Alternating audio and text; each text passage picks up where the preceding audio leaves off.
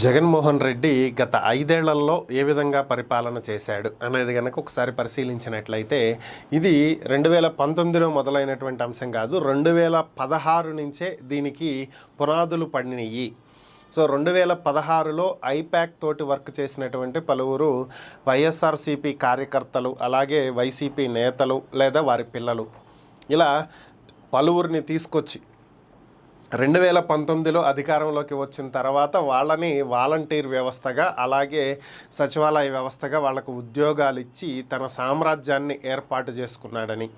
So వీళ్ళు పై అధికారులతో సంబంధమే లేదు. సో నేరుగా సీఎంఓ ఆఫీసులో వీళ్ళందరినీ కంట్రోల్ చేయడానికి ఒక వ్యక్తి ఉంటాడు. మొత్తం అతని దగ్గర నుంచే వ్యవస్థ అంతా నడుస్తుంది.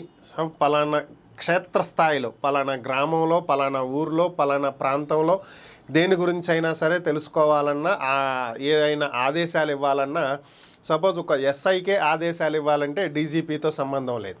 నేరుగా సీఎంఓ దగ్గర నుంచే ఆ పలానా ఎస్ఐకి ఫోన్ వెళ్తుంది, మీరు పలానా పని చేయాలి, సాయంత్రానికి మరలా సీఎంఓకి రిపోర్ట్ చేయాలనేటువంటి ఆదేశాలు వెళ్తాయి.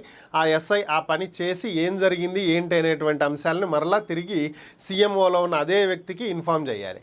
ఈ మధ్యలో డీజీపీకి సీఎంఓ నుంచి ఆదేశాలు వెళ్ళినాయని కానీ, ఆ ఎస్ఐ పలానా పని మీద వర్క్ చేస్తున్నాడని కానీ, ఇటు డీజీపీకి కానీ, ఐజీకి కానీ, డిఎస్పీకి కానీ, ఎస్పీకి కానీ, ఏఎస్పీకి కానీ, సిఐకి కానీ ఎవరికి ఏమీ తెలియవు. అన్నీ కూడా నేరుగా సీఎంఓ నుంచే మానిటరింగ్ జరుగుతుంది.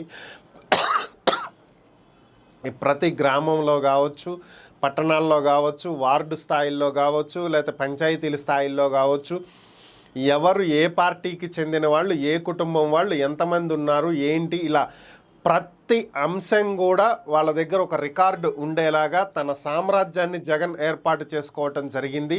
ఆ విధంగానే గత 5 ఏళ్ల పరిపాలన నడిచింది అని చెప్పి ఒక రిటైర్డ్ ఐఏఎస్ అధికారి పివి రమేష్ ఒక సందర్భంగా దీని గురించి తెలియజేయడం జరిగింది.